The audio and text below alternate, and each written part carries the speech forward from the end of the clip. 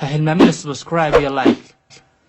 sidii sheegan wararkan kelina xarunta madaxtooyada dalka Soomaaliya ayaa sheegayo in Maxamed Cabdullaahi Farmaajo xiriirka dhawaan u jari doono dowladda Turkiga ay xiriir wanaagsan la lahaa dowladii hore ee Soomaaliya. Maxamed Cabdullaahi Farmaajo ayaa dhawaan safar ku tagay magaalada Dubai isla markaana kulamo la qaatay mas'uuliyiinta dalkaasi kuna heshiiyeen qodobo fara badan. wasiirka arrimaha dibadda dalka Soomaaliya Yuusuf Garaad ayaa sheegay inay ku heshiiyeen qodobo fara badan inkastoo la shaaciyo qodobka ah in midnimada ummadda Soomaaliyeed ay tahay mid muqaddaska ah.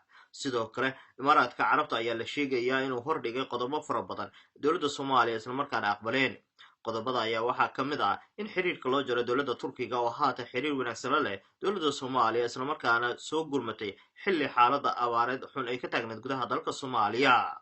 sidoo kale Turkiga ayaa la sheegayaa in laga raacday doono dekedda magaalada Muqdisho laguna wareeji doono shirkad ee laga leeyahay dalka imaaraadka carabta. imaaraadka ayaa loo ogolaaday inay heshiisyo la geli doonaan maamul goboleedyada ka jira dalka Soomaaliya gaar ahaan kuwa ugu waaweyn maamul goboleedaasi. heshiisyadaasi ayaa kala ah la wareegitaanka dekedaha iyo elboorada iyo weliba xarumo lagu tababari doono ciidamada Soomaaliya. sidoo kale imaaraadka carabta ayaa la sheegayaa in dhaqaale bil walba ay sii doonaan dowladda Soomaaliya laguna kabi doono miisaaniyadda billaha ah ee dowladda Soomaaliya.